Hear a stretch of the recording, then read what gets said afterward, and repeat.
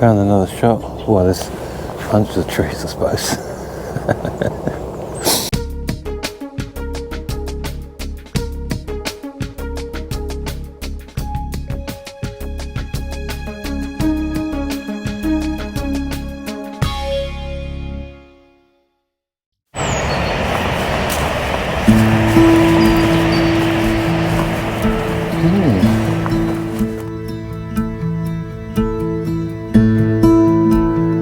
Today, I'm going to be photographing the feet of giants, in other words, the base of trees, because I just fancy doing it and I think they're interesting, or could be interesting to shoot. So I've got the 35mm on, really shallow depth of field, but I'm not right up against it, so I should be getting some detail in there. And blurring the background, although in this particular shot I am emphasising there is a pathway as well, and that's what I'm going to do, and see how they come out. Yeah, I'll get on with it.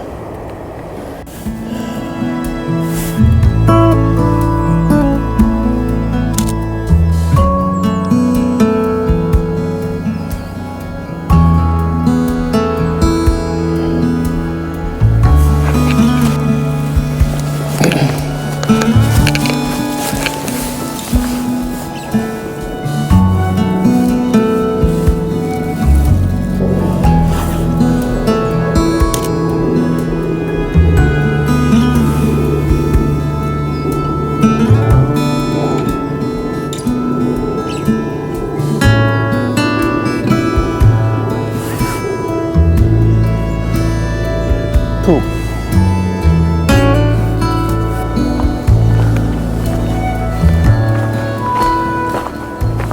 Found another shot. Well, there's hundreds of trees, I suppose.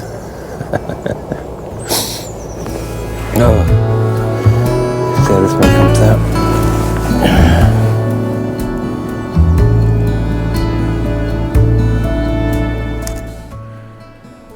Photos of giants. Basically the foot of trees.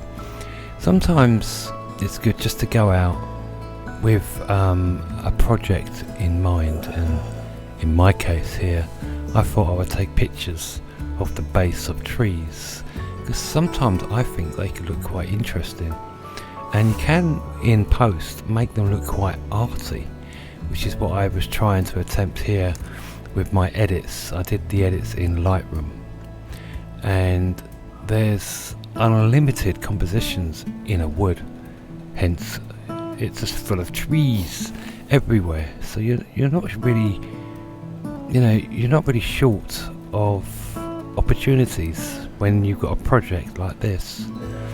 And I think it works. I think it comes out all right, and it was really well worth going out and trying it. The only thing you need to remember is to change your position. In this position here, I felt that the dead log, that was because I was trying to tell a story, the dead log was pointing out of the frame, and that feels like it's leading your eye away, and I did notice this at the time. So I basically shifted my location.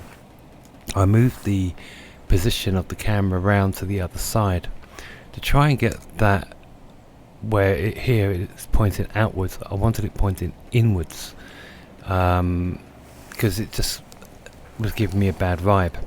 So I moved, as you can see here, around to the other side, and I don't know if you can notice it, but when it's down like this, it no longer looks like it's pointing. It's because of the angles changed, but nevertheless it's on the other side and it's not pointing out of the frame, and that was why I moved. So sometimes it's good to move around the shot, sometimes it's good even to move in really close as well, I found, and that changes a lot of the composition as well, and you can get a lot more detail.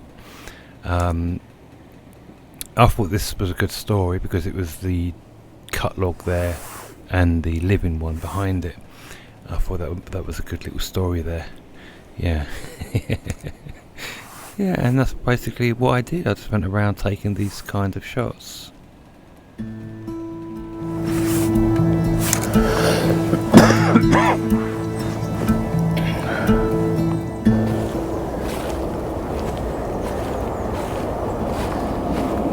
Hello.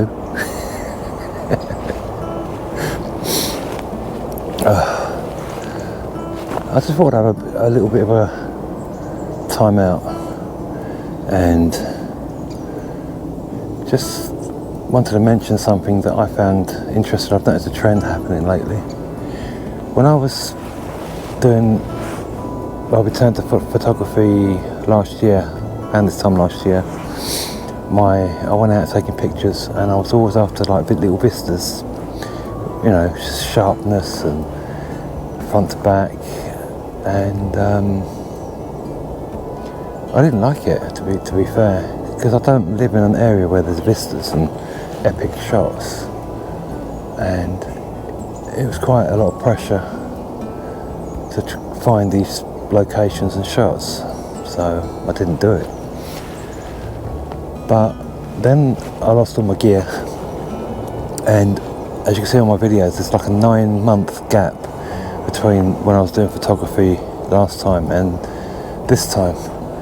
And I've noticed that this time my attitude is completely different. I don't go after the epic shots anymore. I go after the more intimate shots, and I just photograph whatever I think's interesting and I like. And it works for me.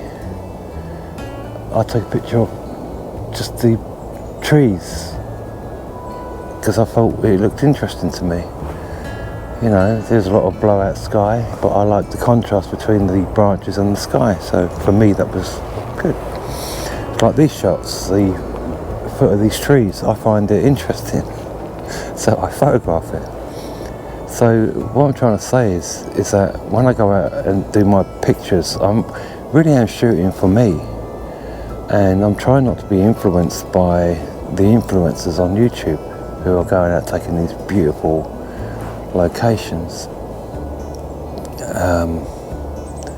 So I don't get influenced by that anymore. I've noticed a trend lately that a lot of these really big channels are stepping away from that themselves and more into the intimate shots and just trying to photograph what they like.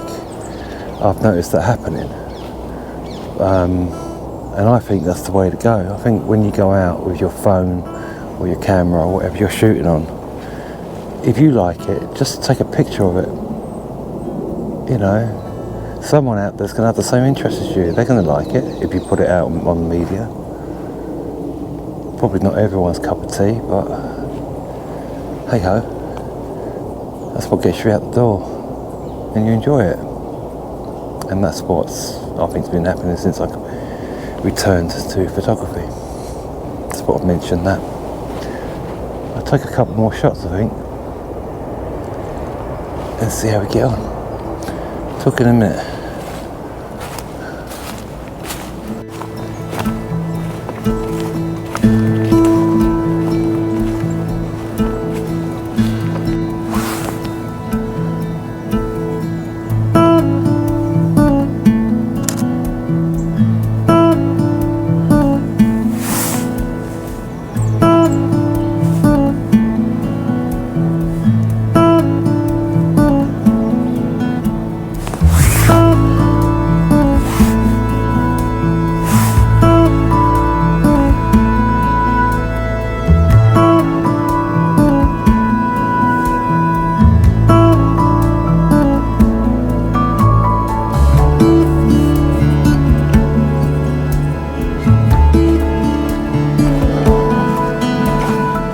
I think the moral of my story here is when you grab your camera and you leave the house to go and take photos, is to go out with the intention of just photographing what you like I do. I photograph what I like, what we find interesting to us.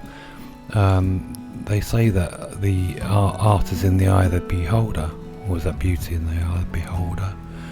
You know what I mean. So you shoot for yourself, and if you like it and it makes you happy, then that's great. It's done its job. And there will be other people, if you're posting it out on social media, there will be people that like it, and there'll be people that don't. But either way, you like it. And that's how I've been thinking since my return to my photo walks. I photograph what I like and what I find interesting. And it's great if other people like it and find it interesting as well. That's an added bonus. Happy shooting. Please remember to like and subscribe. It all helps the algorithm and it's free. Take care.